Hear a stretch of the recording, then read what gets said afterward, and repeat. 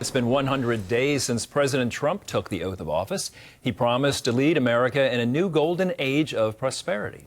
The president has pursued his agenda at a dizzying pace. CBN News White House correspondent Kelly Wright reports on his accomplishments and challenges. The White House says President Trump's first 100 days has been marked by a series of winning.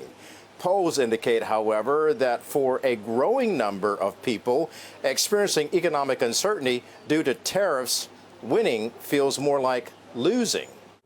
Do I support what Trump did, which is an arbitrary tariff on virtually every country on earth, which will raise prices substantially for ordinary Americans? No, I don't. An ABC Washington Post Ipsos poll finds his approval ratings sinking on the economy. A majority of Americans think things are worse now than when he took office. 73% say it's in bad shape. As for other moves, 64% say he's going too far in trying to expand presidential powers. 62% said they don't think his administration respects the rule of law. The president also facing backlash over its immigration actions, including the deportation of multiple women with U.S.-born children. The president's touting results, however, along the U.S.-Mexico border as the #1 accomplishment in his first 100 days. Figures indicate the once massive influx of migrants into the United States is now down to nearly zero.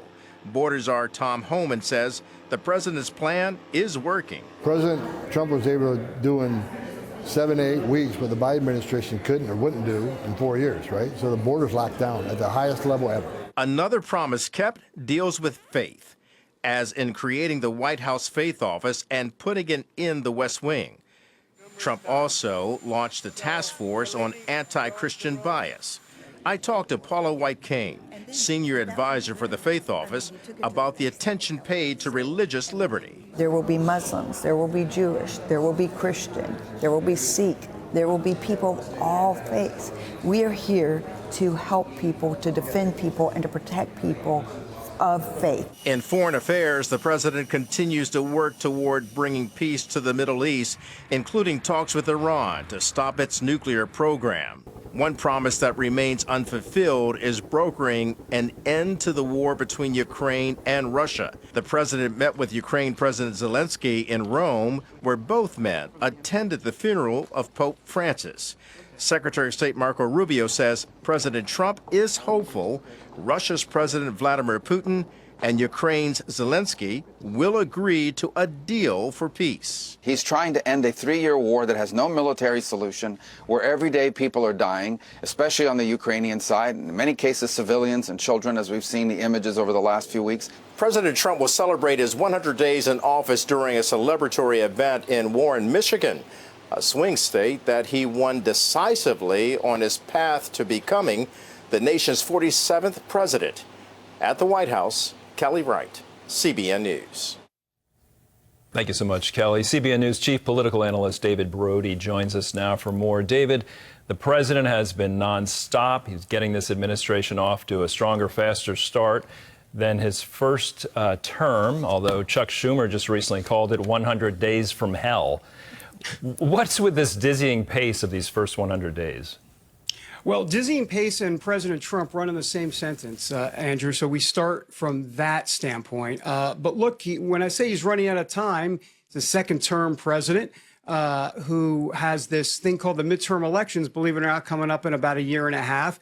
And so he's got to get things done, because after the midterms, you typically become lame duck. Well, he's going to be lame duck anyhow. So I think there's this growing need to do it quickly. And, you know, this time around compared to the first time is very different. You know, with the first administration in those first 100 days, President Trump came in and he was trying to take on the government bureaucracy.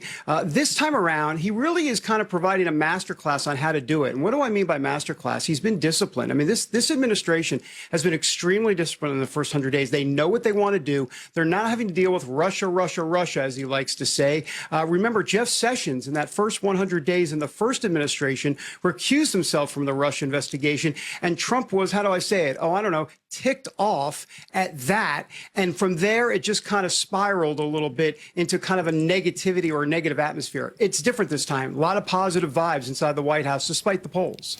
All right, so the economy we know is a major reason many Americans voted for Trump. And now polls are showing, depending if you believe these polls or not, I'm hearing mixed things about them, more than half of the people believe the economy is worse than when he took over and the tariff policies are hurting. Are there some concerns in the White House over this polling? Well, look, no, I think the bottom line is no, there aren't. Now, having said that, there's always an asterisk with that, which is, of course, they're keeping an eye, obviously, on the polls and the views of the American electorate. That's for sure. But this White House is determined and purposeful this time around, kind of as I was mentioning just previously. We also have to remember regarding the polls, and this is an important fact. You know, the Media Research Center just came out with this astonishing statistic. 92% of the coverage against President Trump in the first 100 days in his administration was negative. That compares to 59% that was positive during Joe Biden's first term. So look, if you keep telling someone you're no good, you're no good, you're no good, you're no good, you're going to believe, guess what, that you're no good. And I think that that's a lot of it is media perception. Here's a quick example from the media. Look, the media, the liberal media, talked about how the stock market plunge was the worst April ever since the Great Depression. Well, guess what? Now the NASDAQ is actually up in April, but that's not being reported by the liberal media. It's all about spin. Let's talk about immigration. The administration's highlighting success. We just heard that in Kelly's story on illegal immigration. There is growing concern about deportations and due process, even from some Trump supporters. Could that change the administration's methods on this? No, I don't think it's going to change their methods at all. I think they're going to double down. That's what we've seen from this White House. And I think where this is all going, ultimately, Andrew, is the Supreme Court. I mean, we know it's been at the Supreme Court already on certain due process issues as it relates to Kilgar Abreu Garcia, the guy from Maryland, the illegal alien from Maryland who was deported to El Salvador.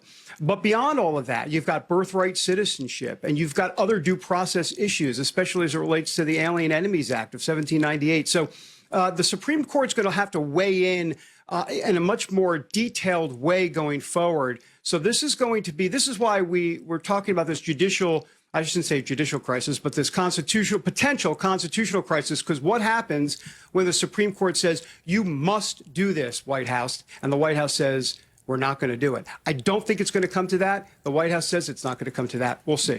All right, final question. What do you think is next for the administration? We seem to be hearing a little less about DOJ nowadays. What do you think is coming up? Well, Andrew, thanks for asking me that, because I got to tell you, I got enough to deal with in the short term, let alone look into the long term. But I will say this, it's all about budget reconciliation. We've heard those two words before. Just to kind of make it in layman's terms, you know what budget reconciliation really means? It's Congress's way of passing President Trump's agenda. That's what it is, codifying it all into law. And that's what's next on the horizon. And I see, as it relates to the 100 days, I see it as kind of pre-BR and post-BR. BR standing for, of course, budget reconciliation. What is his approval numbers before pre-BR? And what will his numbers be? And what will the American outlook look like post-BR, after budget reconciliation, which could come as early as July, possibly into August? Then we go to 200 and 300 days. And we see what happens from there. All right, David, thanks so much. Appreciate you joining us. You bet. Thanks, Andrew.